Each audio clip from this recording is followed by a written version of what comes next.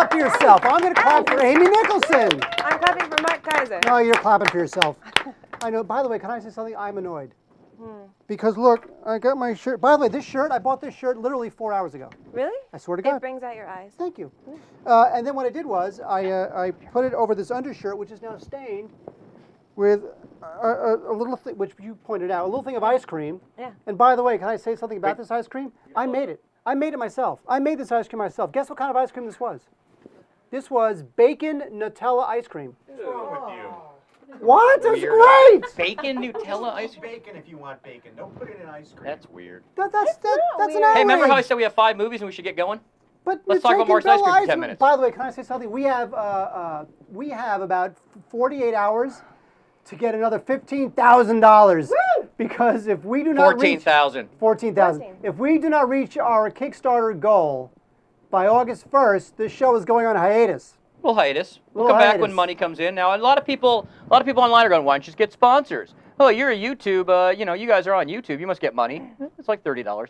Like $30 for 6 months. Oh, we're made of money here. But no, I mean, honestly, so we'll talk, we're trying to raise for Kickstarter. We talk about this for 40-something days. We don't get it, some shows Streaming Garage still exists, okay? That is not going away. We are the evolution of TV. We're going to completely stick around. We're going to create new things. We're going to still be here doing interesting things, trying to do them a little bit more on the cheap without having an amazing crew here all the time because it's not fair to pay nobody. It's not fair to have you guys come in and not be paid. And we're going to try different things. And, of course, we want Stupid for Movies to live. We're going to take it everywhere we can. If you got sponsor ideas, please bring them to us. The Netflix sponsorship, by the way, because everybody keeps telling me to do that, that just means people who sign up, we get money. So if somehow you guys can get 100 people to sign up every week, then we might be able to get enough money to keep the show going through Netflix. That's how it works. So that's all. There's a lot of people on Facebook getting very mad, but we want to bring the show back. We want it, but we need money, and we'd love to hear ways that we can do that. And we're exploring ourselves, so this is not going away. Streaming Garage is not going away, and we're still going to make this all work. And by the way, may I make a request, Producer Mike? Yes. With whatever money you get, yeah. Can you please fix the ceiling tiles in the ceiling? The ceiling tiles, I don't know if you can see this. This place is falling apart. All right, hold on. This place is falling apart. Look at this. First of all, what's that? And what happened? What happened to the thing? It used to go all the way up to the ceiling. Well, all right. So the ceiling tiles kind of fell. Hold on. Now I'm on the camera. Is it safe in here? Yeah, it's fine. It's just asbestos. It's just asbestos. All right, so some ceiling tiles fell. This is what we need Kickstarter money for. Exactly. All right, let's go. Jesus Christ. All right, so we have the Amy Nicholson here for what we're hoping is not our final show. We need some money for Kickstarter. If not, we'll go on hiatus. Who knows how long the hiatus will last? A week, a year, a month, a decade? No, Who we knows? actually have some, believe it or not, there's actually some already interested parties. Because, again, I don't feel like this is a network, even though we sort of are. We are a production company, and I would love to syndicate this to networks that have views and sponsors and ad revenues, and a couple have already started talking to us. So you never can tell. You never can tell. Fox News. No. We report, you decide. Which, by the way, we'll talk about later when we talk about the Sarah Palin doc in This Weekend in Movies. Yeah, I think... Oh, that was the thing with the thing. It was so slick. It made it all happen, but yet... I don't think this is anything talking about that Sarah Palin doc because then Fox is never going to sponsor it. Oh. No, would you take... It was Tea Party TV that's interested, so this might be a problem. What if Sean Hannity himself wanted to sponsor this show? Sure.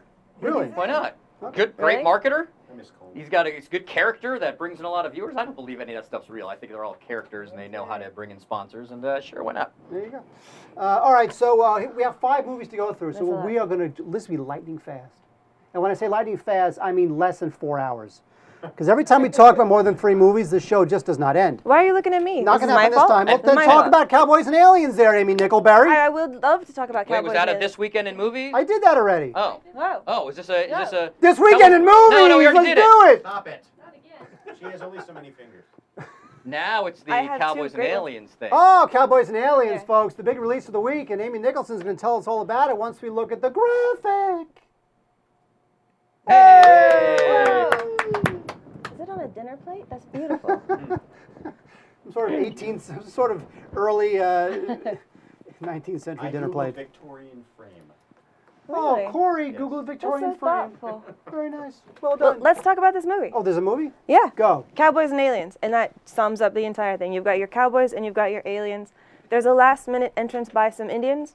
But yeah, this is just a pulp film directed by Jon Favreau, intended to come out in summer and be an antidote to more known properties. You've got Daniel Craig as a cowboy. You've got Harrison Ford as a cowboy.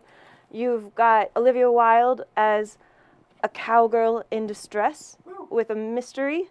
And yeah, let's watch a clip.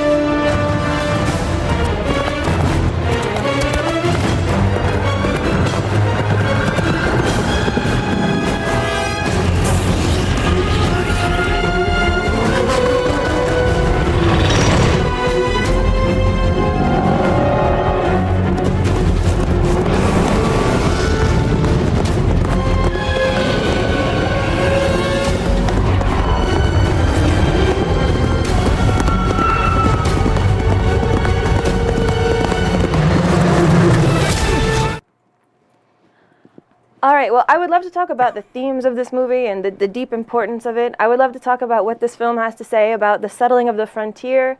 But this movie really only boils down to the 2 words in the title. And the biggest, saddest disappointment of it is, even with that amazing premise, it's just the most boring film I've seen this summer. Nothing happens. You have 2 groups of people who go and fight and war, and nobody has any fun throughout this entire movie. It's too somber, and it doesn't get as crazy as you would hope. What did you think? You know, I thought the movie was completely professionally fine. I liked it while I was watching it. It was absolutely fine. But, you know, fine doesn't really cut it for a summer movie. You know, you have this premise that is so much fun on its face, and it winds up being just another action film where there's this big 40-minute climactic battle. And, you know, I was surprised at what they did at the beginning, which they didn't follow through enough with, which is, what happens is the Harrison Ford character and the Daniel Craig character don't like each other, but they need to team up in order to fight these aliens. So they're reluctant partners in the search and the defeat of these aliens. And there's potentially a lot going on because you've got Harrison Ford's son, played by Paul Dano, who's barely in the film, and he's very good. That kid is terrific. I wish I wanted to see more of him. He's amazing at playing a Wild West jackass. And then Adam Beach plays sort of Harrison Ford's main ranch hand, who's a bit of an honorary son to him. And there's the Daniel Craig character, who's sort of the classic, you know, man with no name, where at the beginning of the film he wakes up, he doesn't know who he is, doesn't know what his name is. All he knows is he has this crazy thing on his wrist, and he's got to figure out the mystery. So, especially with the Harrison Ford family stuff, there's a lot to mine, and actually a lot of the film is just them on the horse, just sort of talking, which I kind of liked if they would have done something with it. And I felt like there was actually a lot of character stuff that they could have done, which would have made it a little more resonant and character-rich. You would have cared about who lived and who died. They didn't really go to any of that. You know, Favreau, I'm a little disappointed in this because he's becoming, with his first couple films, he showed himself to be extremely competent at mainstream, fun entertainment. But I'm afraid that if he's going to evolve, that's not going to be enough. Because as absolutely fine as Cowboys and Aliens is, and I liked it, 10 years from now, when you're flipping the channels, and you can choose between watching Cowboys and Aliens or Raiders of the Lost Ark for the 15th time, you'll watch Raiders. You will. I mean, the thing is, Favreau is a workman's director. I feel like his films are only as good as his cast is, or only as good as he lets his cast be. Like, Iron Man is not good because of anything he's actually doing. It's only good because of that tremendous performance you have from Robert Downey Jr. And I feel like Favreau, as a director, doesn't have enough of his own personality, doesn't have enough of his own life or interest. I feel no curiosity from him when it comes to even exploring this world of cowboys meeting aliens. I just see a guy, you know, accomplishing the bare minimum of what needs to be done and using his good name with Iron Man to hope that that gets people to buy tickets. I think you're right. And again, it's kind of what we were saying before, which is that got him this far. It got him really far. But it's not going to get him to that beloved film level. I mean, for some people, Elf has become kind of a Christmas perennial. But when it comes to the real upper ranks of action directors and those fun Spielberg, even J.J. Abrams, whatever type directors, I don't think he's there. There's not enough heart in what he does. I don't buy that heart. But again, I'm sort of criticizing a film that I liked. I thought it was fine. totally professional. I get it. In fact, if you ask me, in a week of very iffy likes and dislikes, nothing I really hated or really loved, I'm going to give this a buy just because I did like it. It's just you'll walk out and go, oh, it's another one of those. I liked it. It's another one of those. And then tomorrow morning, you'll forget all about it. I can't do that to people. I can't recommend that you buy this movie. I recommend that you rent this movie. It's totally mediocre in every area of the way. And I feel like... you didn't like it. I know your deal. You wanted to burn that thing. You should stick to your burn. No, you wanted to burn it. I thought I wanted to burn Captain America. Did I want to burn this? Oh, there was an email that said burn. We have the wrong graphic. Oh, you can choose what you want. You tell us right now. But we have a graphic that says Wait a burn. minute. I can never change my opinion in the middle. I Maybe can you yell should. at Do you want to change your opinion right No. now? Do you want to change your opinion right now? Do you What wanna would change you, your Amy? opinion? What would you like it? A buy, rent, or burn? You know what? I'm still gonna go with rent. I'm a woman who has made up her mind in the last 2 minutes that's a rent, and I'm gonna stick to that because I have principles. Wait a second. You're telling me that a woman has changed her mind and then changed it back. Yeah, well, I don't understand. The thing is, rent means single lady. buy. What? Rent means buy. Rent means buy? Yeah. I understand. In female code. In female code, is that right? Yeah. You always kick it down. All right, so you gave it a... I gave it a buy. I mean, All right, which means go check it out this week, pay money to go see it in the theater. But in the end, you'll want to go home and watch Raiders And of the Amy, Lost you are Ark now again. saying a rent. I'm saying a rent. When it comes to when it comes to Netflix or Amazon, go watch it there. I'm saying, support the fact that they try to make an interesting premise and throw it into the middle of the summer, but don't support Favreau. That guy needs to go away. Wow. Or he could go back and do more Adam He's very Sandler tall. films. There was a picture of him with Is he Brian tall? Grazer. He's a big guy. He's I didn't built realize like how a crazy Russian tall doll. he I is. didn't know he was He's lanky. huge. Or Brian Grazer. Inside Jon Favreau or other smaller Jon Favreaus until you keep opening them. Waiting to burst forth. Okay, so there's Cowboys and Aliens. Recommended, but very mixed.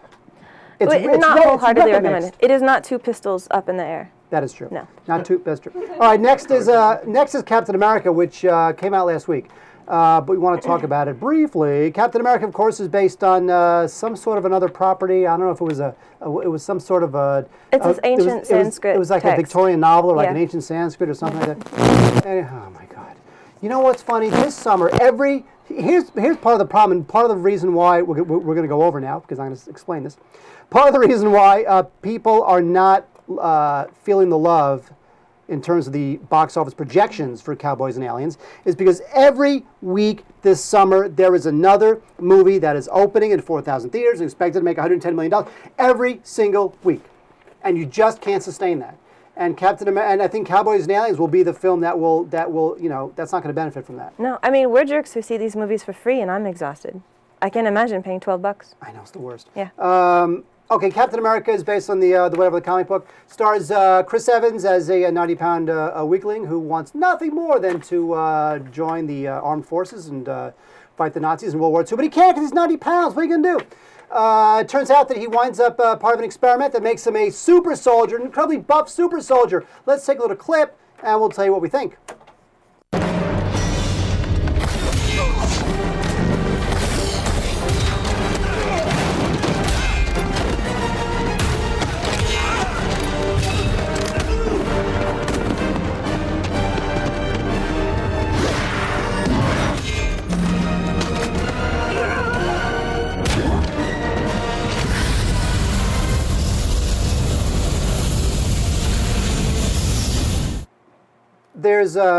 There's a couple things going for the film and a couple things I kept it from sort of really singing. What I liked about it was the cast. I'm not really a big Chris Evans fan, and I didn't really necessarily buy him in the role when I heard about it, but I like him. I think he's good, actually. And you've got Tommy Lee Jones and Stanley Tucci and Hugo Weaving as the bad guy, Red Skull. Those guys are all terrific. They understand that they're paid to have very little screen time but make the most of it, and they all do. They do. Hugo Weaving is even channeling Werner Herzog throughout the whole film. He has this lilting, sinister German accent. He sounds just like the director Werner Herzog. He does. It's hilarious. Yeah. And what I liked about it too, most of the way, is the World War II setting. Nowadays in a lot of these superhero films, they're so modern and sleek and hip and whatever. Here's a movie that isn't afraid to be a little bit of a throwback. It's not afraid to be a little old-fashioned. And it was such a refreshing way to approach these films as opposed to the Batman films or the Spider-Man films or even the Iron Man films that are so modern and sleek, and it just becomes cold. And I really appreciated the fact that they try to at least put you in another sort of a world that just felt old-fashioned. What I didn't like about the film, although I liked it overall, is I thought that, again, just like Cowboys and Aliens, these movies don't care all that much about character. There is a woman in the film played by Hayley Atwell. She plays an English attaché who's serving in the army. And there's a bit of a love story there that comes to a climax at the end where you're supposed to care, but you don't because her part is underwritten. Their relationship is given just, it's always annoying when the relationship is given, it's given, cursory attention during the film, but yet you're expected to care a lot when it comes to the climax at the end. Well, if you didn't pay attention to it at the beginning and the middle, I'm not going to care at the end. I don't care. So that didn't work for me. Also, the Red Skull character is a little bit of one of those standard mustache twirling super Nazi bad guys. I felt there could have been more done there, although Hugo Weaving is terrific. The movie was directed by Joe Johnston. Joe Johnston is kind of like Jon Favreau, actually. He's a very workmanlike director. He won't let you down, but he won't do anything particularly inspired, and this goes right along that line. So I liked it, but you left and you were like, okay, I like that. I like the setting. I like the supporting characters. I thought the bottom line on Captain America, and then we'll hear what you think. This is about the best film you're going to make from this property. I cannot see them making a better film from this property.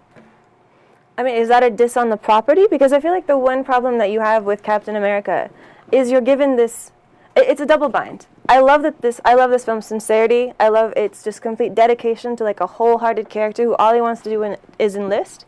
But you're also given a character who only has one note. He's a guy who wants to serve his country, and that's it. And that's all his character is throughout the whole film because he was created for a time when that was the most important thing that he could do. And as much as I did find the patriotism of it refreshing, like I like a movie that says, hey, way to go country, and like punches us on the shoulder. And as much as I'm glad that we finally do have a superhero who, unlike Batman, isn't like lying on the couch and like whining about what happened to his parents when he was a kid. I mean, Steve Rogers' parents died when he was a kid, but you don't hear him like moaning about it. He's fine. He just gets on with things. I liked all that, but I feel like it's at the sacrifice of a movie with any sort of character arc. But if they had beefed up, if they had either beefed up the Hayley Atwell character or somehow did a better job tying the Red Skull, because almost like the Red Skull is to the Nazis and their war effort, who Captain America was to the American war. If there was more of a connection there, maybe you can feel as if Captain America in another universe would have been someone evil like the Red Skull. There might have been more that they could have done with that. It's true, and what I find so interesting about the film is the entrance of this character of the Red Skull, because you have Captain America who enters the war because he wants to fight Nazis, but he doesn't. Instead, he fights a Nazi splinter group that actually wants to like fight Hitler and like control Hitler too. They hate everybody. He's like fighting a group that's somehow worse than the Nazis. And I actually had to interview Joe Johnston about this film, and I kind of asked him about that, and he was like, well, yeah, if say we just sent Captain America straight after Hitler, I would just be remaking Inglourious Bastards. And what would you do? By the way, which I loved. Yeah, I mean, and I think that you could use more like red and white and blue suits in Quentin Tarantino films. You know what? I totally agree. So I'm going to give it, just like Cowboys and Aliens, I'm going to give it a conditional buy. Why are you so positive today? This could be our last show. This could be our last show. You know, if we don't get another $15,000 next dollars before the first, we're on hiatus, folks. Hiatus. I'm going to be nice. You're just going to suck up to Joe Johnston, hoping he's watching this? He's high on bacon ice cream. Bacon Nutella ice cream. By the way, if someone wants to actually lick the shirt, they can taste some of it. $5 on Kickstarter. $5 on Kickstarter. Yeah, thanks, Mark. Isn't Mark's going to pay them? You can lick Mark's shirt for $5. Okay, so I will give it a very unenthusiastic buy. I'll give it a rent, because just like any other film, it's just laying the path for the Avengers. And when I compare this film to Thor, Thor wins. Thor is a glorious buy. This is a rent it. Just so you know what's happening when you watch Thor come back in the Avengers. That's the only thing that matters to me. And at the end, there's a montage of Thor's biceps after the credits. Oh. To me, best part of the movie. Best part. You love the shirtless guys. We've established this. We've established this in the 3 times. You love the shirtless guys and tall redheads. Oh God, they're amazing. All right, moving on. All right, the next film is... If you're a tall redhead, $10, and it's a date with Amy on Kickstarter. Yes! What? You think I'm that cheap? Yes. Look, we need all the money we can get. If licking Mark ice cream is double licking Mark, I just offered. Nutella bacon ice cream, right there. Made it myself. Next is a film that I didn't see that you saw. I saw this film in London, and I've been like waiting on bated breath for this film to come to the States, which is coming this weekend. It's a film called Attack the Block. Attack the Block is a sci-fi set in a tenement in South London where these aliens, these crazy things that look like gorillas with bioluminescent teeth, land in this block and start attacking a gang of kids who you meet when they're mugging a woman. And it's all about these teens being like, hey, let's go beat up some aliens. And we have a clip.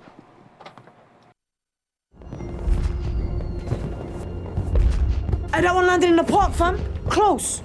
Ah, lovely fireworks. Nah, mate, it's an alien invasion. Let's get tooled up, blood. Come, blood. Hey, somebody call pest control.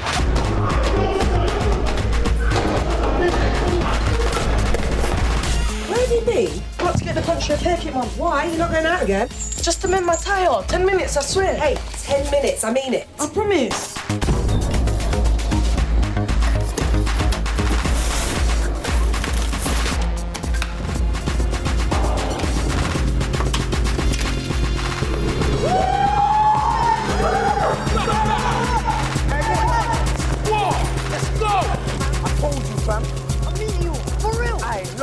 Innit? You gotta take them all out. You gotta catch them all. Calm down, pigs. This ain't Pokemon.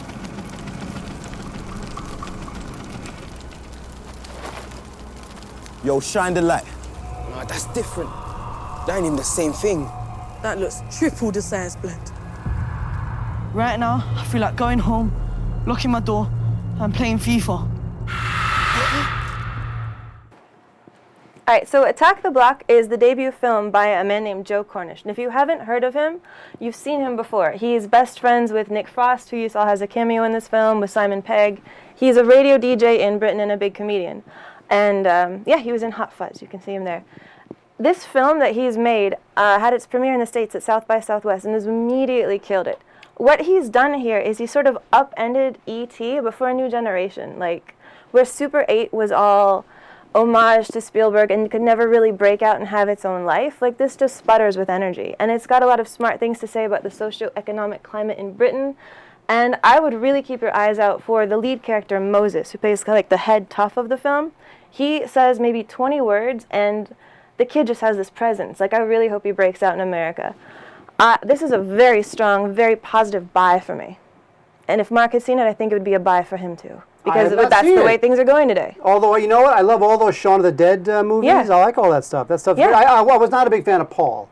Paul was kind of lukewarm on that. Yeah. But this film, frankly, just to show you how it works, I never got invited to see this film. Or maybe I did. I don't think I did.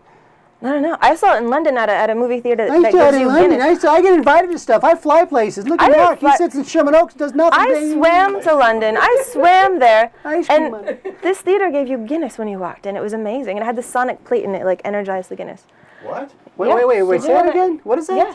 Were you in London or the future? I think it was both. Like, I walked through this portal, and then I was at this theater. Yeah, no, it's a little disc, and you put your Guinness on it, and a light shines up, and all of a sudden these bubbles flow from the bottom. I want one of those. It's amazing. And if you look at the ceiling, there was like, kind of like this. It was a disaster zone, and there was like stains everywhere from beers that had exploded. Yeah. Wow. But that didn't make me enjoy this film anymore. I already loved it. I would have loved it sober. Wait, was that in Leicester Square, one of the main theaters there? It was at a really tiny neighborhood theater in, I forgot where I was staying. Was it in South London? Marylebone. Right. Yeah, by Oxford. Huh, interesting. Wow. Oh, Attack the Block. Check it out. Folks. Attack the Block. I'm going to check it out. Yeah, you should. It's in 8 theaters this weekend, and it should be expanding. I think it's going to do really well. So check it out, folks. Amy Nicholson says Attack the Block. Do it. Make it happen. We're moving this along, folks. We still have 2 more films to do. Then we got news with Chad Vader. Then we got also parental guidance. Philip Nelson is here. Parental guidance. In studio. In studio. He should be sitting right here. Next is Crazy Stupid Love. Crazy Stupid Love is here's the thing with Crazy Stupid Love. The reason why I was looking forward to Crazy Stupid Love, and the reason why I had high hopes for it, really there's only one reason. It's a romantic comedy that does not feature Katherine Heigl. That means it could possibly be good. You never know. And Crazy Stupid Love, although it does have its problems, it is quite good. And when I say it's quite good, I'm sort of grading on a curve, the Heigl curve. where you look at all these horrible, you know, all those Jennifer Aniston romantic comedies, those Katherine Heigl romantic comedies, the When in Rome. It's become so formulaic, it's just absolutely horrible. Here is a movie, Crazy Stupid Love, which ultimately, with all the flaws that it has, it's about adults. It's about adults having adult conversations, even though there's laughs. And I just love that. It's with Steve Carell and Julianne Moore. They play a couple who've been married since they were teenagers, and then suddenly she would like a divorce. So that sets him adrift. He, of course, is now this slovenly single guy who has not been in the single scene since he was a teenager. He winds up meeting a super stud player played by Ryan Gosling, and Ryan Gosling takes Steve Carell under his wing to try to get him out of his rut and get him back into the single scene, get him laid. Let's take a look at a clip. We'll tell you what we think. So this is my crappy apartment, dumpy, that I had to move into after my wife left me. You're being so honest. You like that? So different. So hot. Okay. You want to hear something else that's really hot? I've only had sex with one woman in my entire life. Honest or not honest? That's honest. Oh my God, this is so much fun. What do you want to do with me? Oh, I want to show you off to my ex-wife, make her really jealous. So that's Marissa Tomei there is a, well, I won't tell you because you should see the film. She's looking good. Huh? She's looking pretty good. She's pretty ageless. I saw Marissa Tomei at one of those year-end parties that I get invited to because I'm a member of LAFCA. And you were too busy eating cookies? I believe they were little canapes. What? I don't know. I made that up. That seems racist. What does that even mean? I have no idea.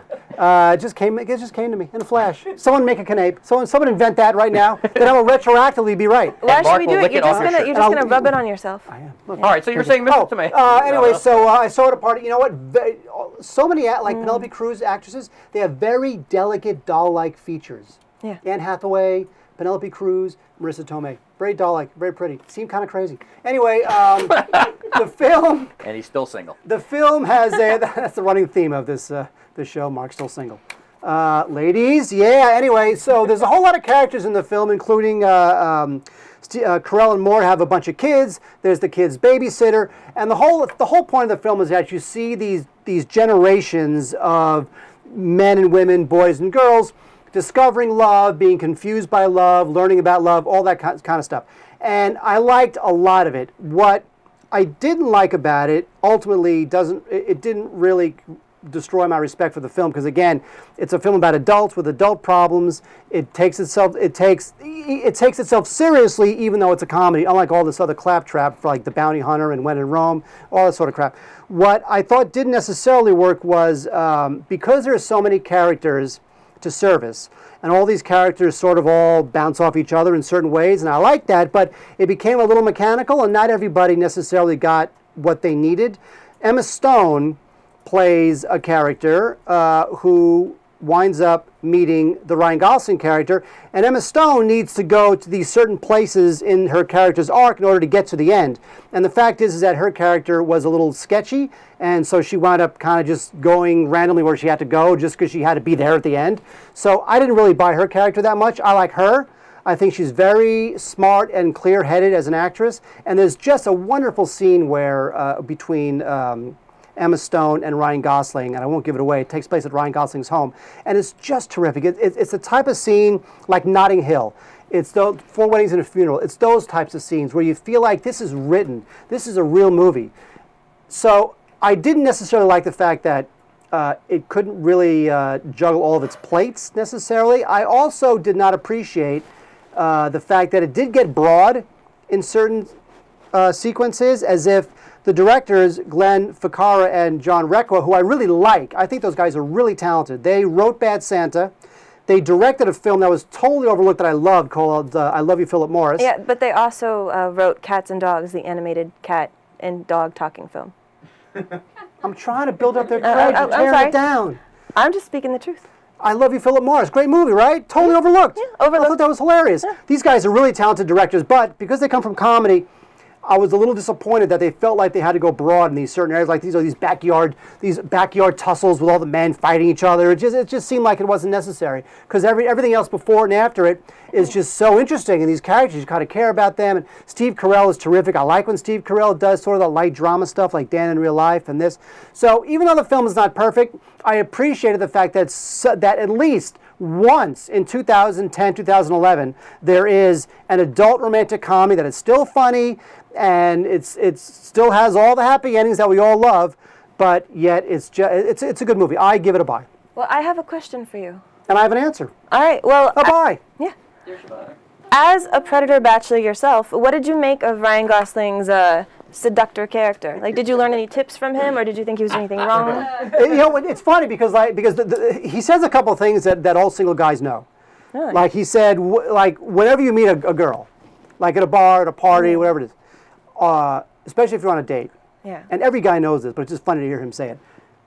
Always, never talk about yourself. Always ask the girl questions, so that she's constantly talking about herself. Because girls, Amy Nicholson, girls love to just talk, and if they have problems, they want to vent. They want to. Seems like the worst date ever. What kind of advice is girls that? love. Why do I want to talk to you about my mom? No, I don't want to talk to you about my mom. That's the textbook. The textbook is to ask the girls about them. All right. Because at the end they'll go, "Wow, he was so nice." Does that work for you? Really? Yes, it does. Does it work Why for don't you? you just ask Well, us it works about for Ryan Gosling in shoes? the film. If you're I'm going to talking be about like you. that, Yes, it works. No, whenever Man I in go the out, chat room, does that work for you? Whenever I go out, ignore everything she says. You go, yeah, I'm totally listening to you. That's what it sounds okay, like. no, because it sounds like you're like, yeah, here's just keep the talking. thing. Here's the thing. Because what guys think girls want is when guys say, "I'm rich and I got a big car and I got all the guy." And then they can take their shirt off. They hate gas. They like gas guzzlers. The guys think that girls just want them to show off. Matthias says that works for him.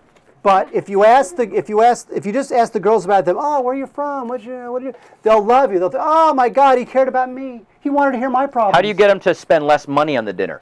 Here's the thing. Because Mark takes out a lot of internet dating dinners, and I was like, you're spending a lot of money. These are not dinners. You originally were doing dinners, like really expensive dinners. But that was years ago. Like a $200 place in New York. I'm like, what are you, crazy? What girl am I taking out to a $200 dinner? Go, Mike. Go. I'm talking a few years ago. I remember you used to do that. $200 on an internet date. I remember you did that. If it's the sixth date and we're getting along and I really like her, sure. Do you want to take me on an internet date? I've like never the first 4 dates. Yeah. By the way, here's my rule, which Ryan Gosling didn't say. Here's my rule about dating, which is another reason why I'm single. But I'm going to say this anyway for all you guys and gals out there. This is my rule. By the 5th date, the girl. Now, hang on, Mike's going to jump on me, but just let me finish, Mike. It's our final show. All right. Let me finish. I've never even had 5 dates in my life, so I don't know what you're talking about. What I'm saying is, by the 5th date, the girl has to buy me something. Doesn't matter what it is. It could be a Diet Coke at the bar. Doesn't matter. Because it's all about the thought. It's all about the girl saying, "I'm going to pick up this Diet Coke for him." That's all that matters. Well, the first date she should offer. But of course, you go, no, but she should definitely not just go lay back and go, of course she's paying. It should be like, oh, let me get that. No, of course not. Then that immediately goes to me, oh, all right, she's cool. Correct. And by the way, this will be the next show we try in Streaming Garage. Dating advice, right? What do you think? Follow Mark around? I like follow Mark around. Dating advice, like a single guy and a not single guy, and they kind of fight it out, and he gives advice to Mark, and Mark doesn't take it, and then he comes back to his date and talks about it. Wasn't this the show that was not going to last for 3 hours, huh? Look, I'm creating new shows in my head to show that Streaming Garage is still going, and I think that's a winner. Can I be on as a female judge and say whether or not the advice is bad? Oh, I like that. Yeah, I mean, I wow, feel this is like I good. know People, this is everything the about dating. development I would love to do process. this. Yeah, this is how it works. This is good. I hate all of People are liking it in the chat room. I don't want to judge This is great. All right, so Crazy Stupid Love, it's a bit flawed, but I really liked it. I appreciated what they tried. Fakar and Rekha are 2 talented guys, and I'll give it a buy. The last film we'll talk about is the Sarah Palin documentary called The Undefeated, which I know has opened up in about 10 theaters. The cities where people are most likely to unwrap themselves from the American flag long enough to go pay money, is what it is. Can I say something about The Undefeated? Because I'm going to anyway, because that's why I'm sitting in the chair. Otherwise, you'd be sitting in the chair, suckers. What I'm saying is, They could be, yes. Hiatus starts if we don't get $14,000 more. And after that, when the show relaunches, it could be somebody else but not Mark Kaiser. Somebody else but not Mark When money Kaiser. comes in, why would we bring Mark back? Now we could just pay somebody a little less and keep the money for ourselves. For the crew, Corey deserves more, and Emily deserves more. Maybe a little less for the host, whoever we bring in. That is true. You never know. The thing with the movie is that it's, as a biographical documentary, it is essentially worthless, if not heinous. And I say this because it's a documentary that exists just to promote her. She, in the film, she is the most flawless person who ever lived, and that's true in real life. That she's the most flawless person who ever lived. Really interesting. Are you saying that as a woman or as a registered Republican? I'm saying it as a sane voter of the Tea Party. That's true. It sounded sarcastic to me. I think it was. The movie was directed by Stephen K. Bannon, and you know what? It's not like the guy doesn't do a good job putting together a documentary. It's just that the documentary, see, the problem is that the documentary is being positioned as a corrective to all of these supposed slights in the media, the liberal mainstream media, where everybody says all these horrible things that Sarah Palin did and all these horrible things that she's been quoted as saying and all in her horrible record. And the thing is that the truth is always somewhere in the middle.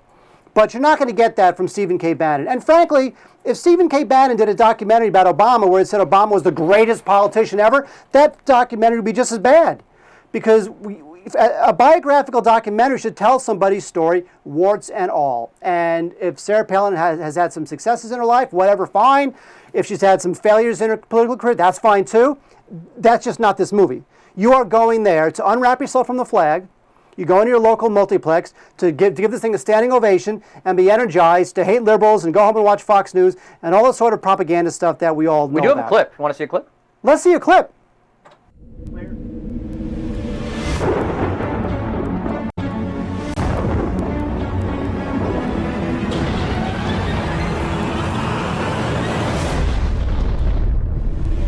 Like a Marine, she runs toward the danger. The oil execs approached her and said, "You don't know who you're messing with." It wasn't something that Daddy gave her.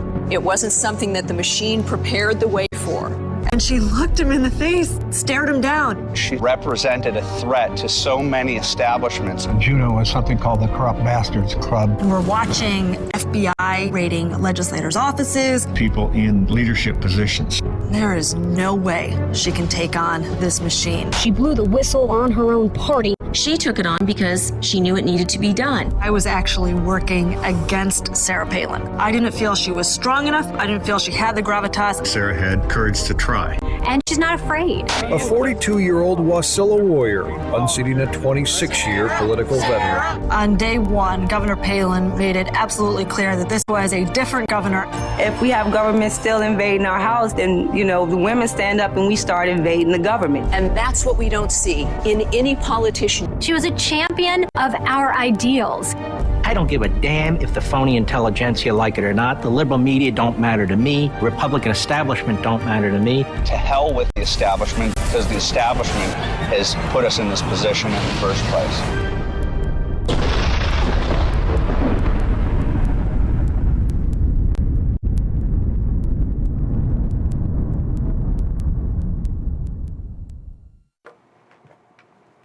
So in the clip there, you saw Andrew Breitbart and Mark Levin. Those are two conservative. Breitbart runs his own website. Levin is a radio host. And all the other people you saw there you didn't recognize. Most of them were people who worked for Palin. So obviously, we know what this movie is. And you can come out and say, you know, you're just a pansy, Prius-driving liberal who doesn't realize that Palin's fantastic. Well, you know what? I don't want to see that documentary. You know, if you want to go in there and circle your wagons and love Sarah Palin all you want, that's fine, but that's not a movie. And, you know, people will, you know, conservatives will compare this like Michael Moore's movies, and I don't think that's a fair comparison, only because Michael Moore doesn't do biographical documentaries. Like, Michael Moore has an opinion, he has a theory he wants to put out there. Now, sometimes, like in Capitalism, A Love Story, he does a poor job. Capitalism was not a good movie. Now, sometimes, like in Bowling for Columbine, he does a very good job. So that's really Michael Moore's thing, which is having a theory, putting it out there, trying to prove it in an entertaining way. This is just nothing but propaganda. That's all it is. And nothing here would give you any inkling that Palin had any problems in her life. And the movie, by the way, does not touch her personal life, which I think is fine, because ultimately, I don't really care what her kids are. It means nothing to me. I don't care. I mean, frankly, in 2012, I would vote for a crack-addicted prostitute if I thought they could do a good job as president. I don't care. I really don't care anymore. So all that stuff about Palin and the kids, it's not in the film. That's Michelle fine. Bachmann you're talking about? That's fine. I know. Exactly. Now, Mr. Levin, did he change his pronunciation to sound a little less Jewy? I know. Because seriously, I mean, as lame as that sounds, it's I actually did a lot of political marketing in my day as an undergrad and all that, and that's actually a very legit question in politics of the name changing and the different pronunciation, and you're part of the more conservative right wing. Yeah, but conservatives love the Jews. No. You're talking that's they not love Israel. social conservatives. Huh? No. You're talking Reagan conservatives in terms of that's a whole different thing. Now this is the social conservatives, which not so much of the Jews. This is a whole other situation. What? Yes. Mark Levin, no relation. Yeah, it's not Corey Levin. Now, how about Stephen Colbert, who changed the pronunciation of his name to Stephen Colbert? But I think that's his. Yeah, I think that's his thing. That's his. I'm not equating the two. So basically, the documentary, no matter what your political leanings are, it's just not a documentary. It sounds like it's a political propaganda film. Yeah. Well, but let me ask you this: did you learn anything about Sarah Palin you hadn't known? No, I haven't. No. Does she shoot anything in the movie? No. No hunting? No hunting. No hunting. This really has nothing to do with her personal life, nothing to do with the kids, her husband, nothing. It's all about her political accomplishments, positioning her in the end to be the spokesperson for the Tea Party movement, to maybe position her for a 2012 presidential run, which is going to be a disaster. I can only hope so. I would love to see that. And you give it a? If I was a liberal, if I was a Democrat, I'm a registered independent. I'll just say that right now. But then again, I always vote Democrat, so what do I know? I would love it if she'd run because it'd be Look into your camera and give it a rating. Oh, it's a burn. That's a burn. Hold on, watch this. Oh, that burn fell off the earth. Whoa! We did get to see her hunt. She shot it. She shot my burn. The burn. Wow. That is unbelievable. Corey Levin at his finest. Corey Levin. Our final show before hiatus. Not Levine. Corey. There's Sam Levine, Corey Levin, Yes. and what? Anyway, Levin. and also, the thing, and they're all spelled the same. The thing with you know what else I hated about this film is that it wraps itself around religion. It positions her quest to be the greatest politician, the most flawless person who ever lived, around religion. It uses biblical quotes, right? It uses this very apocalyptic music to make it seem as if she's like literally doing God's work. All that stuff really panders. God likes scary music? Huh? God likes scary music? Yeah, coming down from on high with the lightning bolts and everything. Does she do anything to, like, panders a that chorus audience. Of angels? Huh? Does she do anything to people going like, ah? No, this is this is dramatic. This is dramatic. She's trying to save the world. It's such a pandering film. And you go on these comment boards and you hear about what a great film it is, and these people just being pandered to. I would really like to say pathetic. you have a lot of hate mail on your review of this on Box Office Magazine.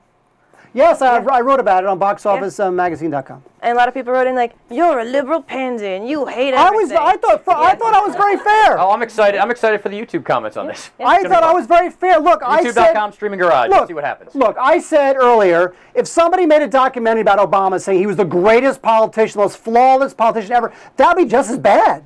I mean, because he's had his ups and downs too, like any politician. It's the same thing. Ronald Reagan was perfect. And you know what? In the film, of course, they try to equate her with Ronald Reagan because he's the exemplar for whatever. Okay, the movie's terrible. Okay, so that's this weekend in movies. Yes.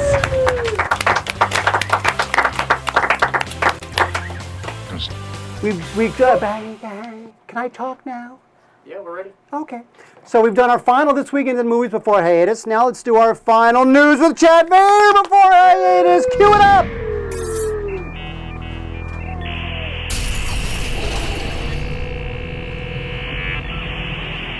Chad?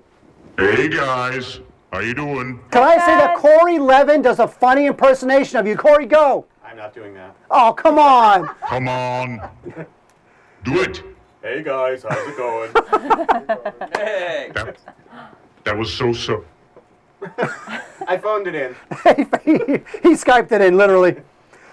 So, Chad, this is our last show before hiatus, Chad. It's a sad day, potentially. I can't wait. Have a great hiatus, guys. Don't ever change. We're BFFs. You know what I love? So we're going on. We're doing this, and now we have an awesome Chad Vader graphic. Look at that. That's brand new. Look at that. Hey, let's improve the graphics now. Nice. That's worth 14 grand easy. That's right. On the Kickstarter, right? That's right. We did it for you, Chad. Everything we do it for you. Wow. And You're the X-wings beneath my wings. Oh, it's Bryan Adams. I used to love Bryan Adams until that one song. All right, Chad, what's happening with the news? Let's do it. What do you got? Kevin Smith, the foul-mouthed Red State director, is developing a daily half-hour syndicated talk show that would blend celebrity chat and comedy. The style of the show would apparently be a Regis and Kelly type show at the opposite end of the day for the opposite type of audience. Are we still there? Are we still good? Yeah. Oh, I'm hearing lots of rattling. Oh, Corey was adjusting the mic so you could hear. Corey!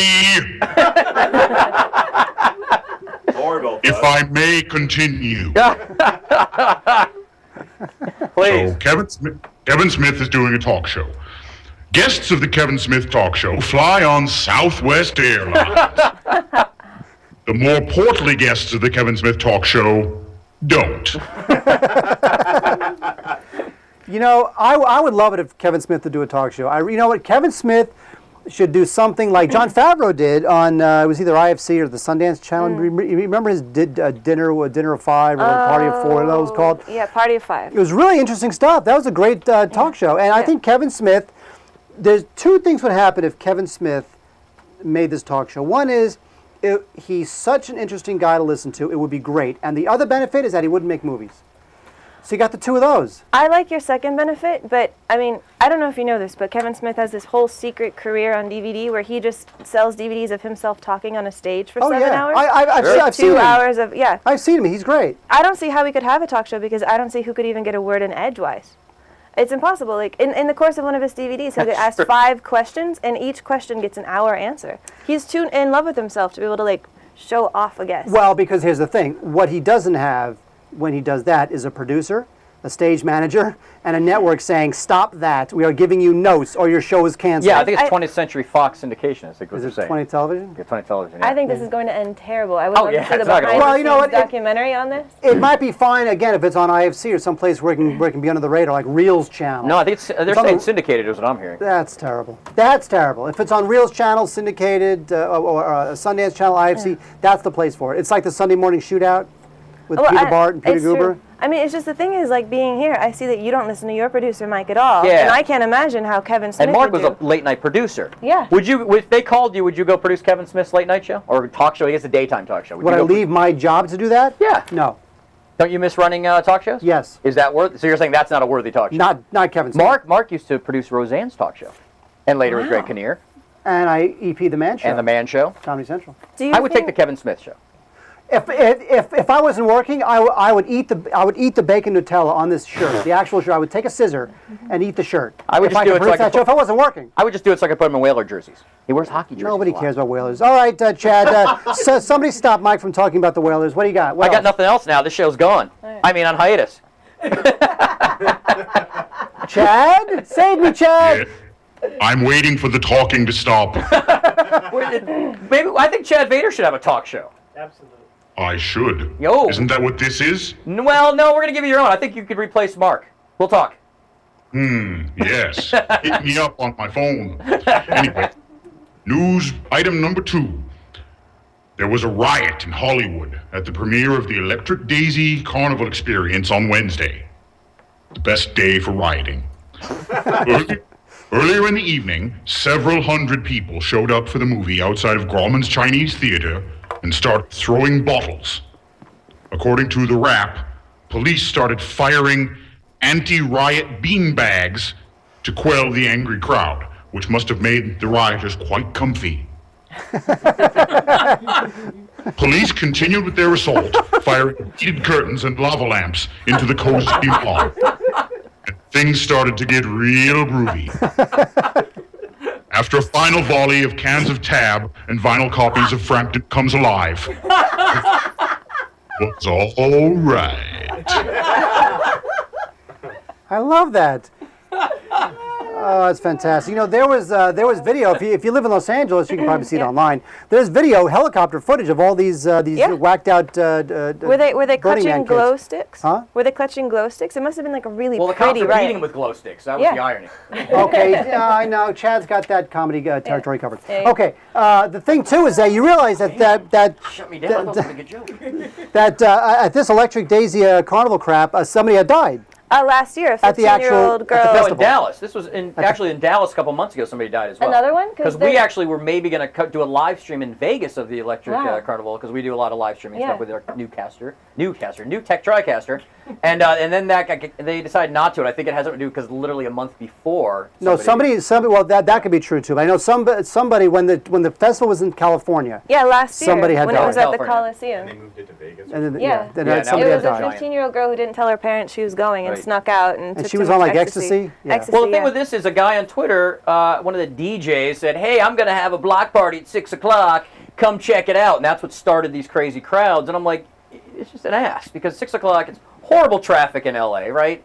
Do it at 2 in the morning if you want to prove you've got a bunch of followers to your stupid DJ booth. Do it at 2 in the morning, because 6 o'clock, I mean, people were stuck and people couldn't get home. They couldn't get anywhere. And you can't anyway to go through Hollywood at 6 p.m., let alone that now he's got his 90,000 Twitter followers. I'm not even going to say his name. It's not worth it. Well, you realize that he does that, and now he's even more famous with more followers. No, I think he's going to be in a little bit of trouble with the cops, too, though. He was like at the end going, "Dudes, everybody go home, clear out, man, we're getting in trouble." I'm like, you're just an ass. And then tonight they were actually worried, and then we'll get to Amy's point, but hang on. Tonight there was another issue in that same area, because Lady Gaga tonight, actually, as we do this, Lady Gaga is on the Jimmy Kimmel Show. Right. Really funny talk show, late night talk show on ABC, and that gets that same crowd. They close the street off, right? She plays in the parking lot outside, so that's actually 2 consecutive nights of horrible crowds in that same block. Right. Well, what I was wondering is, this took place right in front of Grauman's Theater, where you have all the people dressed up as like Batman and Superman and the Incredible Hulk. And like, I want to know if did those guys jump in and try to save the day? No. That'd be awesome. You know what they jump in and do? They jump in and take pictures with tourists for $1. It's true. That's what they do. Oh, can you imagine That's that? their Superman has superpower. riot pictures. You want a picture of me in the riot? It's $1. That is their superpower. Getting money from tourists. That is their superpower. It is a superpower. No, it's the worst. Actually, there was a documentary about them called... Confessions of a Superhero. That's right. The cover of it is Superman lying on a couch, on a therapist couch. That's right. And that documentary is all about those guys who stand outside Grauman's Chinese Theater waiting for tourists. I've met Superman. He's great. Well, the actual guy? Yeah, I've met He's in our movie Star Wait. Moving on. Superman guy. He was pushing a cart, like a pretzel cart, at the beginning of Star Wait. And he couldn't move Check it out. Yeah, he couldn't move it. So I have him at the beginning. He's a beginning of each episode. It's him like trying to push the cart. Didn't he say he's related to Shelley Winters? In the water, he's a very skinny lady. I think he says that's his mom. But then her family says they've never heard of him. And back to Chad Vader. All right, anyways. Chad. Wait, where's our obligatory wiggly shot of Chad Vader falling asleep as we prattle on? What's happening? There you go. There you go. All right, Chad, one more story for us, right? That's right. What is it, boy? I'm telling you, if you let me. Oh, wow, snap. Sorry, it's late. He's already getting ready to take your job. He's cranky. So what do you got, Andrew? Chad? What? Speak, Chad, speak! I'm trying to, Mark. You won't? Okay. Andrew Ainsworth, the original designer of the Stormtrooper costume, has triumphed in a UK copyright lawsuit. Lucasfilm filed a $20 million claim against him, saying that he had no rights to sell his designs, which were not his intellectual property. The UK courts ruled that the costume is a functional industrial design and not merely an artistic one, and so not subject to full copyright laws. And he's right. I have one of these Stormtrooper helmets. I have it right here. There it is. And it is so useful around the house. It's quite functional. Mainly I wear it when I clean out the oven, because those fumes can be deadly. And sometimes I forget I'm wearing it, and then I catch myself in the mirror, and I get scared. It's dangerous. I could actually give myself a heart attack. Maybe this thing isn't so safe after all. I think I'll sue. Andrew Ainsworth, you'll be hearing from my lawyer. This reminds me of that a little bit of that Mike Tyson tattoo story from from Hangover 2. Part 2. I mean, literally, if the tattoo artist can sue the studio for some stupid tattoo design, this guy, he designed. Wait, this is different. He designed this for the movie, right? Right. Okay, the tattoo artist did not design it for the movie. The tattoo artist designed that for Mike Tyson years before. The movie then used his design without permission. That's completely a legal thing to stand on. This guy was hired by Lucasfilm. Now, when you're hired for a film or something, it's a work for hire. That's the question. Was his contract a work for hire? Did he already have that design? That's what the courts are going to then figure out. If it's work for hire, he has no leg to stand on, but I guess they said he did. So it must have been a design he had previously that didn't have the right kind of contract with Lucas, so he still owns the design on it. That's true. I feel like the weirdest thing about that Mike Tyson case is that the tattoo artist argued that Mike Tyson doesn't have the right to his own face, to images on his own face. Well, that's the interesting thing. Yeah, he's an artist. Did he design that for Tyson? And then did Tyson sign something saying, I own this, and that's that you interesting. can use my likeness, and he says, no, you can't. Your likeness actually But now he belongs to won, me. so that's at the precedence now that tattoo artists own their own art. They own their own original art then. If that sets the precedence in constitutional law. I was pre-law. Does this mean that barbed wire tattoo that Mark has? What weren't you in I got into law school. Stupid me went to later Great Canary instead of law school. What was I thinking? Unbelievable.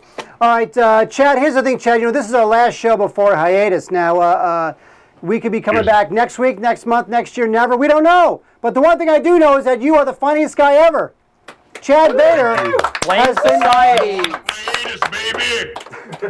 Spring hiatus. BlameSociety.net. BlameSociety.net is where you can check out Chad and his hilarious funniness every week. This guy is hilarious, making us laugh, cracking us up. He's got a great character, great funny stuff. You can see it on the internet. We love Chad's stuff. I cannot thank you enough for doing this, Chad. You have made this beyond funny every time you do the news and made this very easy where we just give you news stories.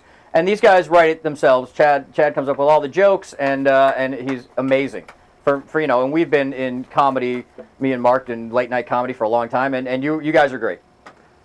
Thank you. Loved every minute of it. Chad Vader, everybody. Thank you, Chad. Yay, Chad Vader. All right, so we've said goodbye to Chad. That wasn't bad, by the way. No, that wasn't bad. Oh, we missed him kissing the stormtrooper. Go back. Kiss the stormtrooper again. Dance monkey. Oh, we missed it. Okay, I'll kiss the stormtrooper again. Aww. It'd be creepy. Bye, Chad. If only that wasn't a severed head, it'd be a lot sweeter. Stormtrooper sex, what's it like? Are stormtroopers online? Huh? You should have gone to Comic-Con last week. You could have seen stormtrooper sex. I have never been to Comic-Con. It just looks like a cluster F. I have no interest. Is that what it is? I've never been either. It frightens me. Honestly. Yeah, I've been to Comic-Con a lot. I had to go this year again, which I swore not to, but I had a meeting real quick. I literally 10 hours and turned around.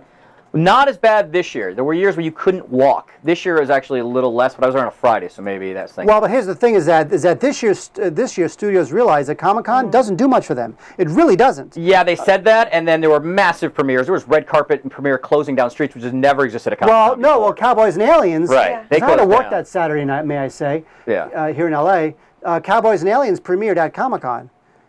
Well, what I thought was interesting this year is like the two top studios with a presence were Sony, who did like 4 films in 1 2-hour panel, and then like Relativity, like Mark Kavanagh sort of startup hungry company.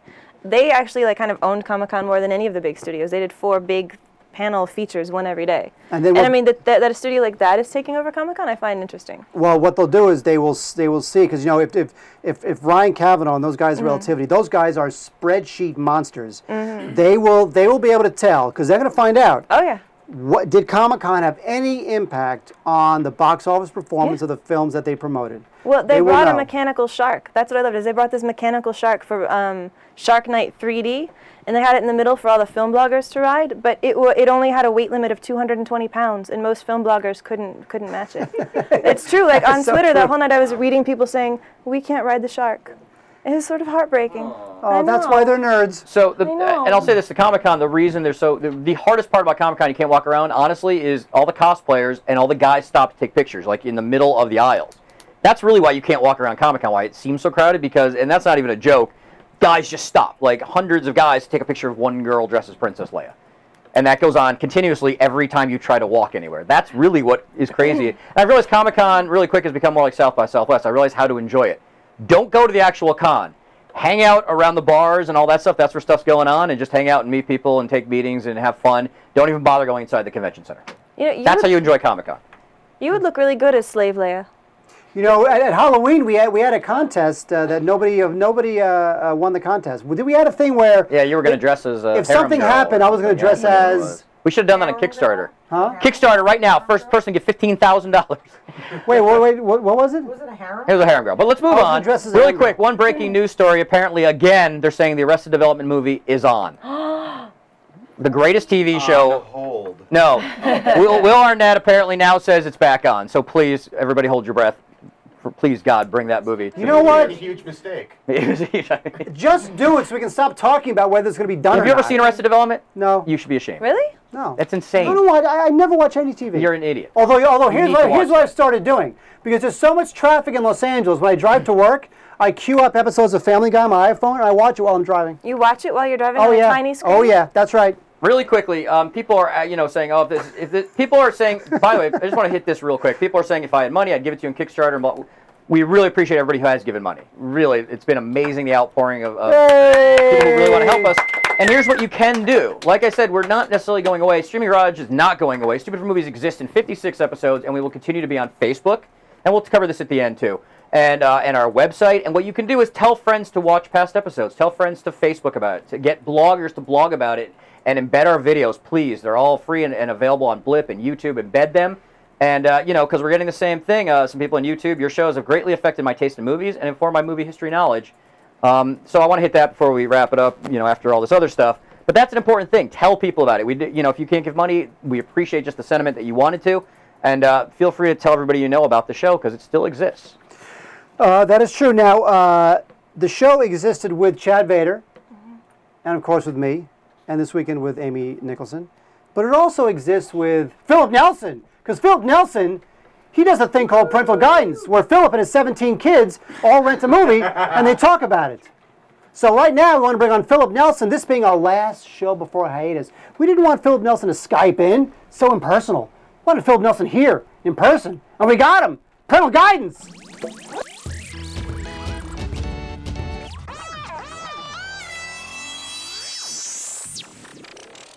Philip Nelson, everybody, yeah! Philip Nelson, integral part of the show, because he does parental guidance. Now, each week, Philip comes and he recommends a film that all the kids can enjoy. I have to say that Philip has recommended a whole lot of movies, and I've liked, honestly, with the exception of Free Willy 4, Nice. I've liked all of them. He never recommends some lame movie. I think Colin Hanks is still blogging about Free Willy 4. I think so. That was not your finest hour. You know what's funny is my son Noel's here with me today. Yay! One of my ESPN correspondent, by the way. Quick, go run in. Run in. Come say hi. Come on. Wait, so hang on a second. So tell us about what you're going to do for the X Games tomorrow. Into Mark's mic. Into Mark's mic. Well, I interview the athletes from a kid's perspective. Like, what would a kid want to know about the athletes, kind of thing. And you'll be at the X Games. Yes. Now, which X Games athlete do you most want to meet? Probably Shaun White. Really? Now, and if Shaun White comes up to you, what are you going to ask him? That's a tough one. I'd probably go blank and something like what's your main trick, and or what's your worst fall and stuff like that. Just so that'd be kind of cool to know. That's cool. Shaun White was in Friends with Benefits last week with Justin Timberlake, and he plays a mean guy. He plays himself, but he's They actually talked about he's that mean. on the X Games press conference. Oh, cool. Yeah. So, anyway. So listen, good luck tomorrow. That's awesome. Our brand new ESPN correspondent. He's a correspondent. He's probably getting paid more than any of us have been paid the whole only time. person to benefit from this show is this young man who showed up for 5 seconds. It's unbelievable. All right, so you've recommended some great films, and this, of course, as you know, the show's going on hiatus. We could not have done it without you, because you've got the TriCaster. You're like Johnny TriCaster. You're Johnny Newtek. You recommend great films. Let me know. Let us know now. Let Amy and I know this moment. What film are you recommending this week? Well, there's a film that I've really wanted to review on parental guidance, and I felt like since we're going on hiatus, now's a great time to do it. Before I tell you the film, I want to explain parental guidance. The idea with parental guidance is we want to give parents ideas on cool movies they can watch with their kids. And one of the things as a parent that I've noticed is that every parent has a different hot button. Some parents don't want any romance. Some freak out if there's a gun in the movie. So the way we review these movies is we just break it down in the different areas, and as a parent you can decide what's appropriate for your kids. So this week's movie is probably one of my all-time favorite family films, or I call it a family film, and it's Nausicaa of the Valley of the Wind from Studio Ghibli, Hayao Miyazaki. It is to me, a brilliant movie, and the thing I love about this movie is that it can mean a lot to different people. You know, depending on your mood when you're watching it, it could be an action film, it could be a commentary on war, it could be a commentary on human nature and how bad and good some people can be. But it's a movie I think that appeals to all ages. As we've talked here on the show before, I have like 1,700 children, and all of them love Nausicaa. So the way we rated this movie and the way we broke it down, the first category is language. It is very mild when it comes to language, and so we're going to give it on a scale from 1 to 5 a 2. It has the D word, but it's a very, very mild language movie. So our next category is the romance category. And in the romance category, I'm going to give it the lowest rating you can give it, and that's a 1, because there really is 0 romance in this movie.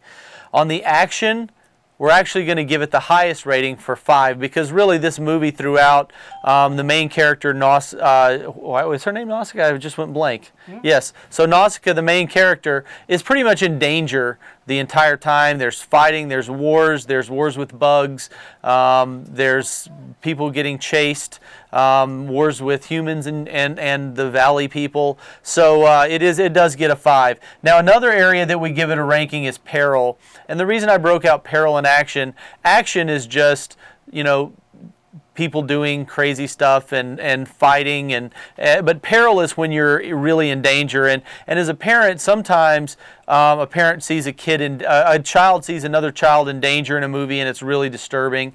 And so Nausicaa is basically a kid in this movie, and she is being chased by bugs, and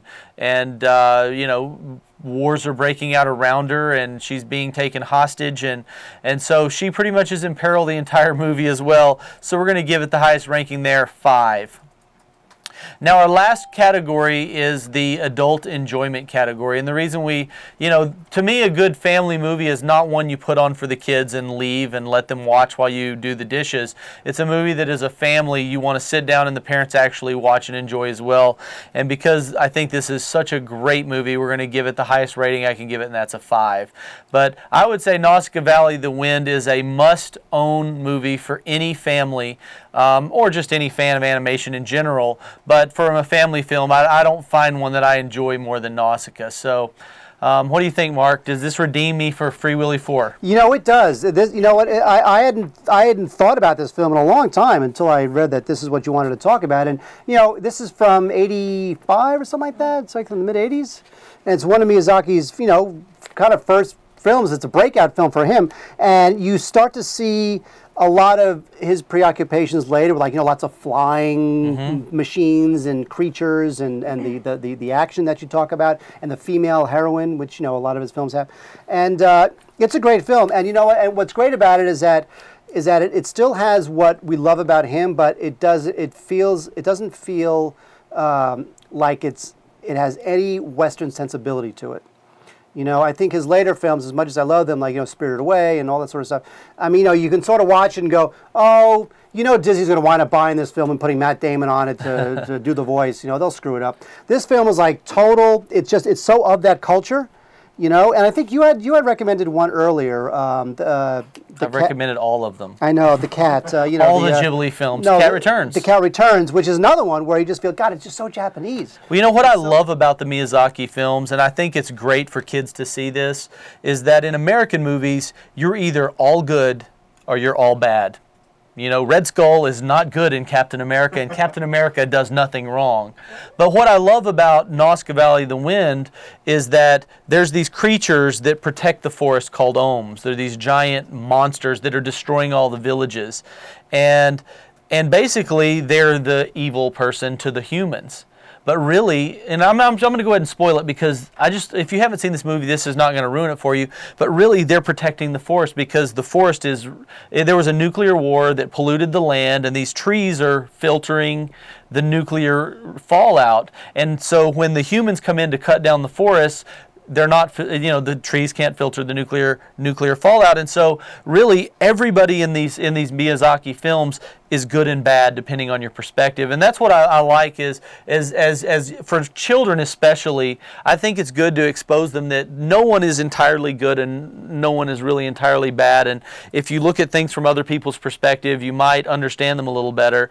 And so, going back to the reason I think this is a great family film, what makes another great family film for me is that it sparks discussion. And so if you can say, well, a small child might ask a certain question about a movie, and then you can start discussion of, well, the Ohms weren't bad because they were trying to protect the everyone, but the humans thought they were just evil bugs out to kill them. And so I do think it sparks some really good discussion, and that's why Nausicaa is one of my all-time favorite movies. Yeah, and it's got nuances of character that, again, as you say, you don't see in American film. It's like that famous saying that. American films are about plot, and foreign, European, let's say Japanese films are about people. And the people drive the plot, as opposed to in America, the plot just drives everything, and the people just sort of go along for the ride. There's aliens to kill, and then you've got to kill the aliens. Whatever gets them to the aliens, is fine. Yeah. So that's a great recommendation. You're really ending on a winner. Philip Nelson. It's a great recommendation. You know what? I haven't seen that in so long. I'm going to go ahead and rent that myself. What do you think of that? That is a good endorsement. It's awesome. Wow. I'm gonna have. So have you seen it? No, but You haven't seen Nausicaa? I'm gonna. You haven't seen Nausicaa, woman? Jesus Christ! I'm gonna get. We're not doing a show next week because of that. God damn it! In 9 months from now, I'll have a kid just so we can watch it together. Thanks, lady. I do have to bring something up about Free Willy 4. When we were driving up, my son Noel's with me, and I told him, I said, we're going on hiatus. He goes, Dad, I think your Free Willy 4 recommendation might have ruined the show. No!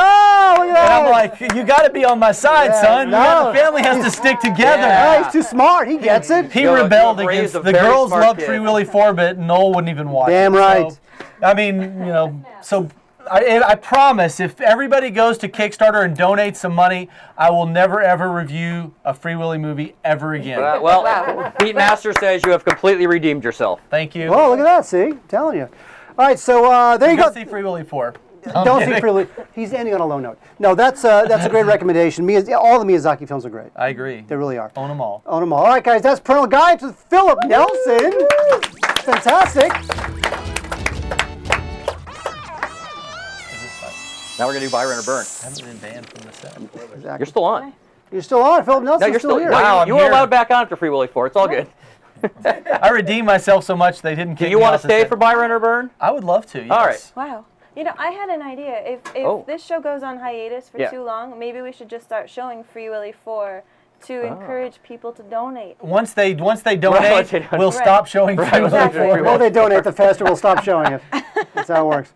All right, so now here's the thing. Everybody who's watched the show for the last 716 episodes realizes that what comes next is Buy, Rent, or Burn! Woo! Yeah!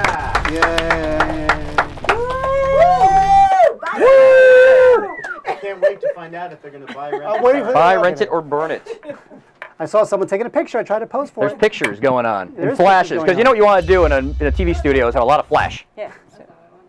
All right, so here's the thing. Mike is going to name a film, and we're going to, with the group, we'll say off whether we the think you Facebook should... page and the live chat. We are an interactive evolution of TV type show.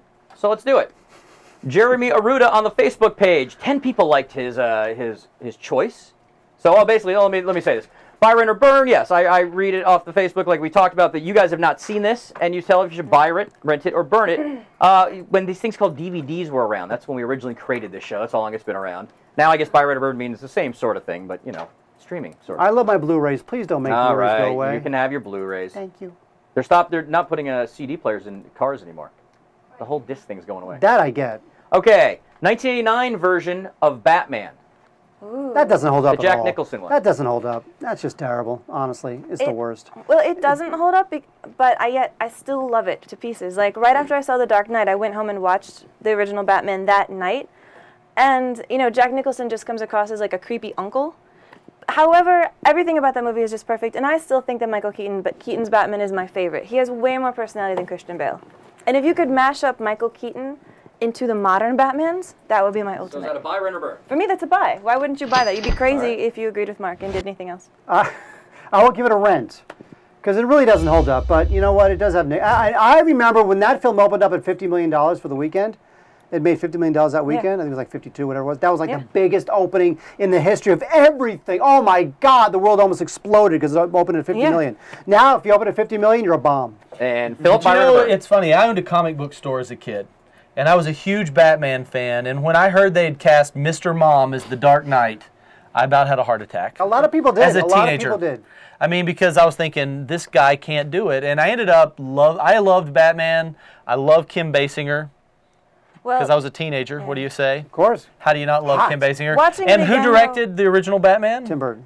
Before he got And I love Tim Burton. So I'm going to say go buy it because you got to have a complete Tim Burton collection. All right, so you got to buy. Jason Kroons, moving on from the Facebook page, asks about 4 people like his choice of Nixon, the Oliver Stone Nixon. Oh, man.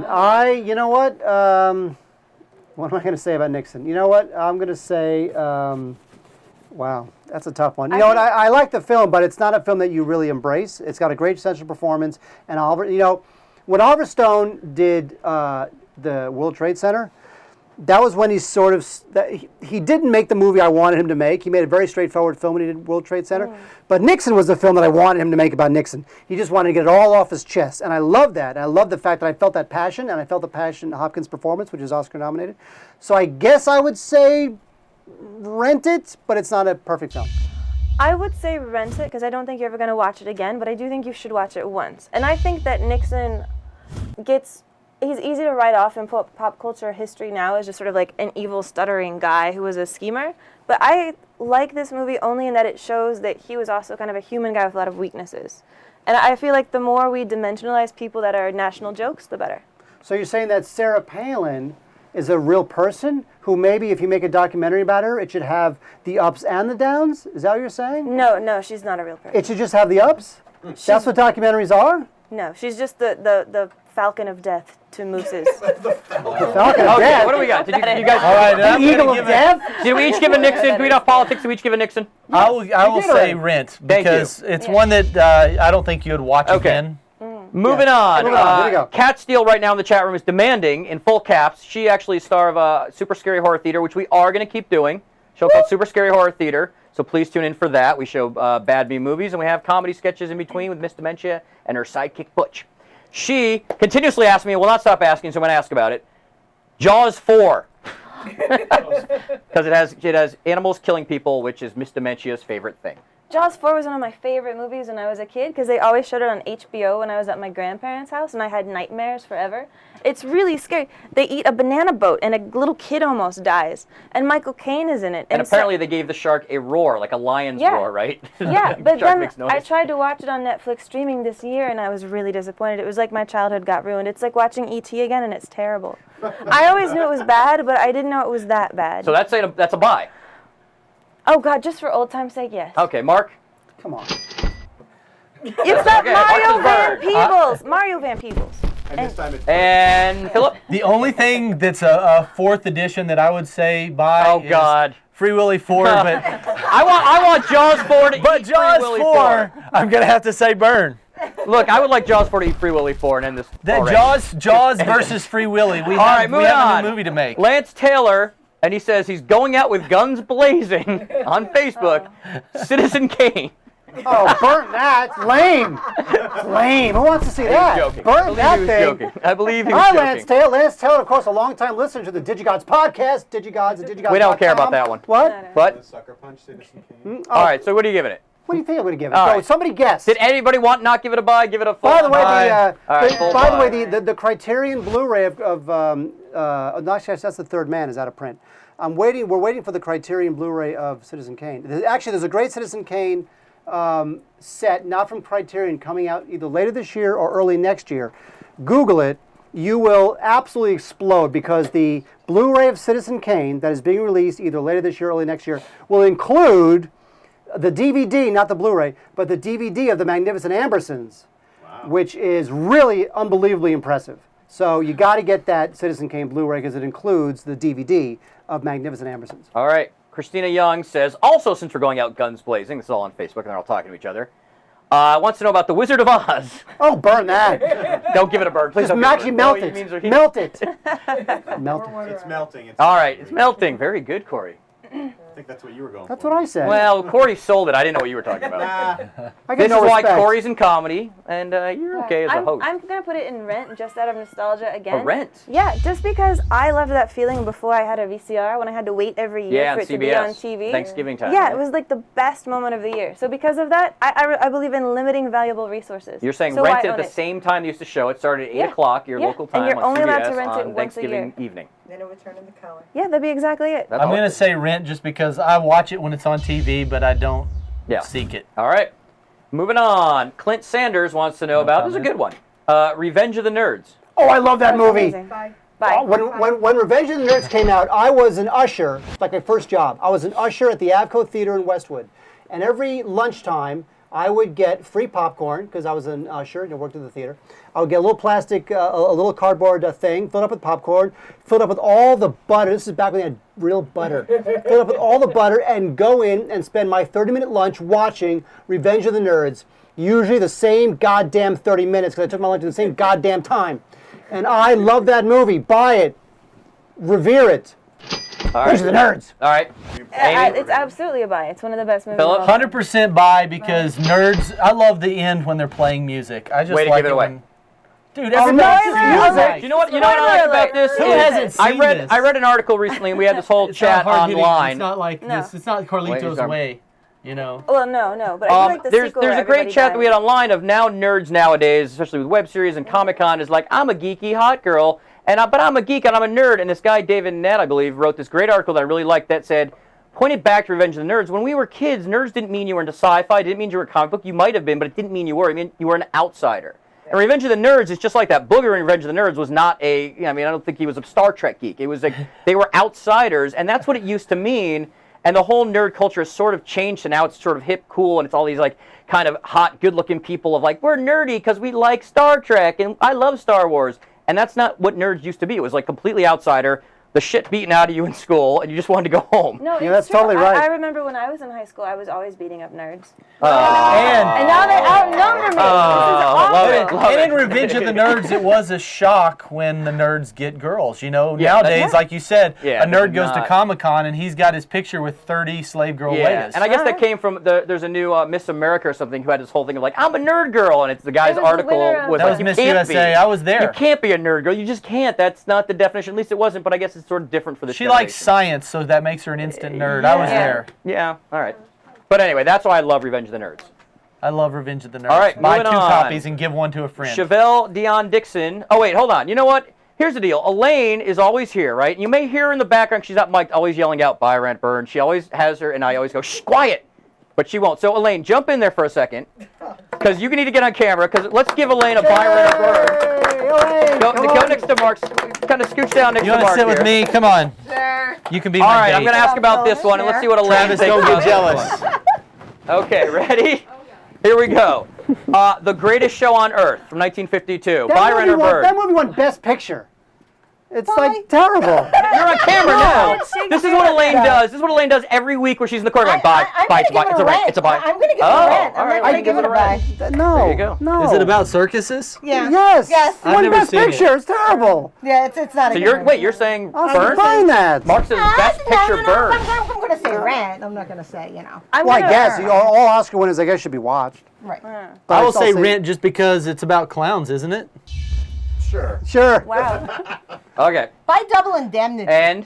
I'm gonna love buy Double it just so I can give it to Mark for his birthday. All right. Oh, nice. I know what I'm getting. Okay, let's move on. You can stay there. Let's keep Elaine here because otherwise you're just gonna hear her off camera. You're like, what is that? Who's doing that? Every week I'm like, every week when I'm like putting this up, I'm like, Elaine, just get a mic or be quiet. So now you're on. Let's do it. Stuart Moncure wants to know about Seven Samurai. Bye. Let's go around. Let's go. See, that's what she does. Wait your turn. Mark, go first. Let's go around the horn. Here. Criterion, buy. Great. Criterion, Elaine. buy. All right. Bye. Oh, I'm just gonna say Rent, because really? Really? All four of us are gonna say buys something? Rent. Rent. Okay, let's go to the YouTube chat. From Morna Santos, asked about Stalker. Stalker. I don't know it. Stumper. Is this about your stalker? Huh? Oh. Who directed that? They're like, please, please, please, producer Mike's ask about Stalker, and now I get I burned. don't know it. 1979 Russian sci-fi film. Is that- Russian that's- sci-fi that's- film. the Tarkovsky Stalker. Oh, Mark knows it. The Tarkovsky Stalker is great. The Tarkovsky Stalker is not as good as some of Tarkovsky's other films, including The Sacrifice, which just came out, by the way, on a great new DVD. So I guess I'll say, but Tarkovsky films, and The Stalker especially, they're very long and drawn out and interior. Like and this review. You really By gotta Roberto like it. I guess I'll say rent it, because you should really, it's a good thing to know because you want to be a film geek. All right. And nobody else knows. Great, moving on. But buy The Sacrifice. And Tarkovsky also did Solaris. And you got to buy that too. Rogue Filmmaker on YouTube chat at youtube.com/streaminggarage. Please, again, we are still around. So if we get more people subscribed, the more people watch this, the more we're going to bring in a sponsor, the more the show's going to come back that much quicker. So let's do this and do it right. Rogue Filmmaker, Dodgeball. I like Dodgeball. That's funny. I mean, don't want to own it. Actually, I think I do own it. But I'll say Rent because it's a funny movie. I like that movie. But are you going to watch it forever? No. But it's a good movie. Rent. It's not my thing. It's not my thing. I'm going to say buy it because it's one of those mindless movies you can put on when you want to go to sleep. Because if you can dodge a wrench, you can dodge a ball. Is a classic. That is just awesome, and it's great to watch it late at night when you're tired. I think I'm just going to burn it symbolically because I'm so sick of those sports comedies. I wish that genre had never happened, and this is almost like if I could go back in time and kill one of the ones that started it. Like this and basketball. Basketball. I'll just, that was terrible. Easier than killing all of them. Moving on. Ustream. Let's go to the Ustream chat. Ustream.com/streaminggarage. We put all our shows now on one channel because we've got all these followers, and you'll be emailed whenever we go live. So please join the group on Ustream and be part of that. E. Alvarez 88 asks about Hard 8. I like that movie. You know what? P.T. Anderson, that was, basically his first film, and it's just great. Philip Seymour Hoffman's great in it, and it's great. I'd buy that. In fact, I have. Elaine. I'd say a strong Rent to a buy. Travis likes it. It's one of Travis's favorites, so I'll go buy. Rent. I'm going to go Rent for Philip Seymour Hoffman. He's wonderful. All right. The Last Buy, Rent, or Burn. Philip Baker also actually Hard 8. Philip Baker. Video Clerks 2. That's your trivia pursuit question. If they say what was the last buy, rent, or burn? No. Throw Mama from the Train. I like that movie. Danny DeVito was a good director. He made funny movies. I mean, it's more of a Brent thing. It's more of a buy rent, but it's a good movie. It's funny. Isn't Estelle Getty the only living Golden Girl? No. No? I thought she was. Oh, it's Betty White. I don't know. Betty White? No, no. Oh no! I get them all confused. Nothing slips by you. Which one got thrown from the train? Anne Ramsey played the mother. Okay. That wasn't even Estelle Getty? No, that was Anne Ramsey. What am I thinking of? What's the Sylvester Stallone and... Stop or My Mom Will Stop or My Mom Oh, Will they're the same movie. Wait a minute. Now, Mahi says we didn't put his on. I want to know what his is because he was from the beginning. All right, let's ask Mahi's. Mahi, come on. We're not going to have it up on the lower third, but he was here. He helped, I think, build the Buy, Rent, or Burns on our website. He did a lot of work for the show. So he gets this. He wants to know about Happiness. Oh, Happiness, the Todd Solondz film, I assume? Yeah, Happiness sure. is great. Gotta be. Yeah, I mean, Solondz is one of the most wow, look at that. One of the most Emily on the TriCaster had it up like independent filmmakers in the world. He's great. I'd buy that. Yeah, it's an absolute buy, and especially if you watch the sequel that came out last year, which was one of my favorite films of 2010. Although they recast all the actors, so everybody was played by a different person, and like radically different. Which makes sense because Todd Haynes also did I'm Not There. Yeah. Where he did the same thing with Bob Dylan. Yes. Yeah. Well, that's a different person. But it's the same thing. Well, right, but it's Todd Haynes doesn't mind taking a character, having different people play the same cast. I'm saying, well, right, but this is Todd Solondz. Oh, yeah, that's right. Yeah. Okay. All right. Well, thanks, Mahi. Yeah. I have such senioritis right now. Is that Buy, Rent, or Burn? Oh my gosh.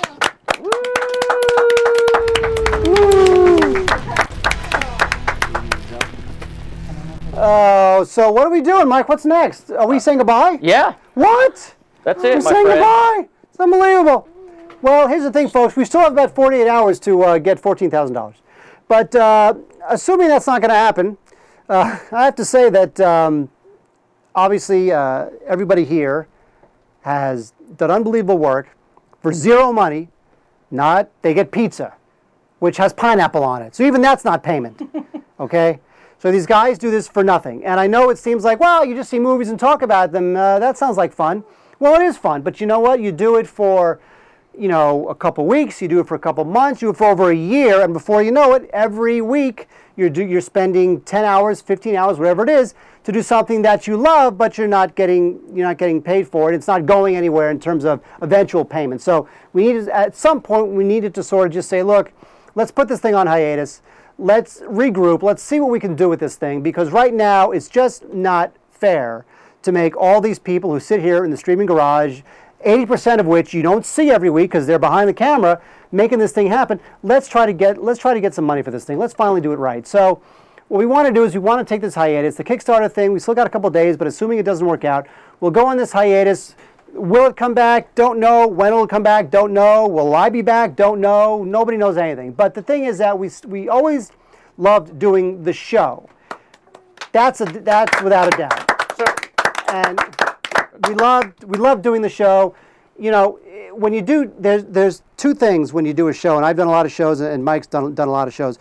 One is that you never really get a sense that anybody watches the show until people start emailing you and letting you know. We do the show from a little tiny sweltering garage in California, and for all we know, nobody's even watching. But then you realize people start emailing, and they're texting, and they're tweeting, and they're Facebooking, and you realize, oh my God, this thing really has an impact.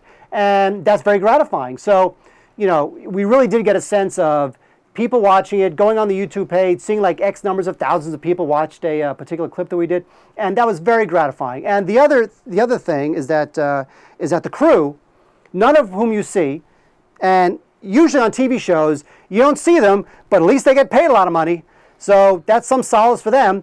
Here they don't even get that, so you don't see them and they don't get paid. So none of this would happen without the crew.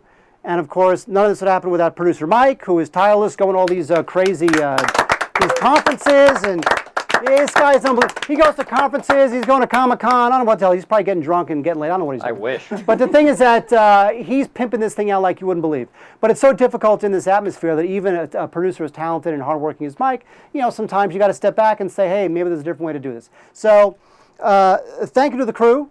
Because they're the best crew in the whole wide world. I'll have a few words, and you can do your thank you on your out to your camera. But hold on, I was going to say a few things. Well, I want you to be. We're going to get your camera set up, and you can look in that.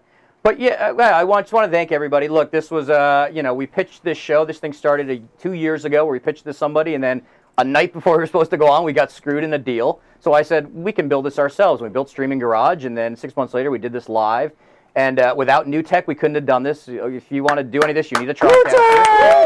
It let me kind of live the dream of doing my own shows. Without a TriCaster, you can't do that, right? And then without a crew, you can't do this. Without Emily and Corey and Elaine and and starting off, we even had other people. Barry was here helping lights. David just started coming in and doing sound. Travis is always here helping out as well.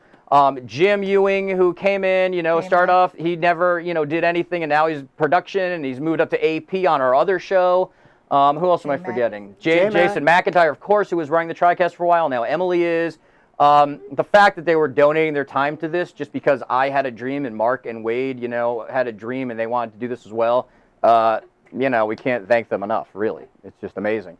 So, like we said, we're still at Streaming Garage. We have Super Scary Horror Theater will be coming up and more of that. Keep checking, check on Roku for all the old episodes.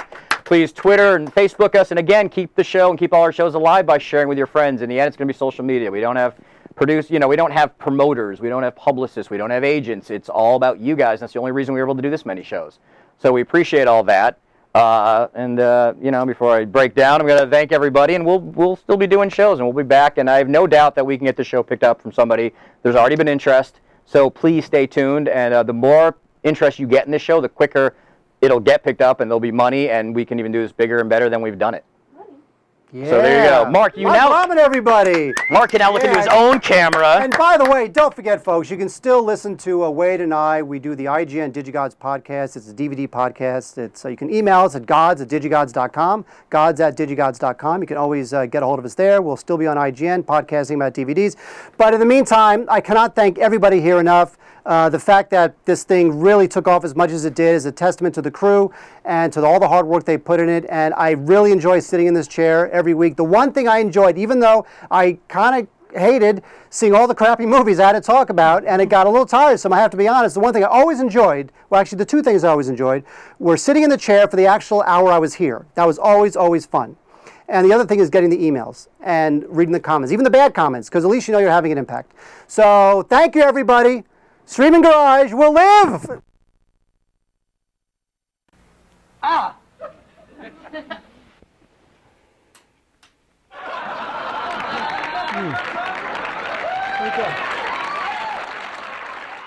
You won't believe the dream I just had. Don't you want to hear about it? All right, Mark. What is it? I was a film critic in this little garage in Los Angeles. I'm so happy for you. And nothing made sense in this place. You were there, but you were this highfalutin critic who loved French films and hated blockbusters. And there was a newsman, but he would deliver the news in a Darth Vader mask. Go back to bed. I'm trying to watch Sucker Punch. I love this movie. Good night, Wade.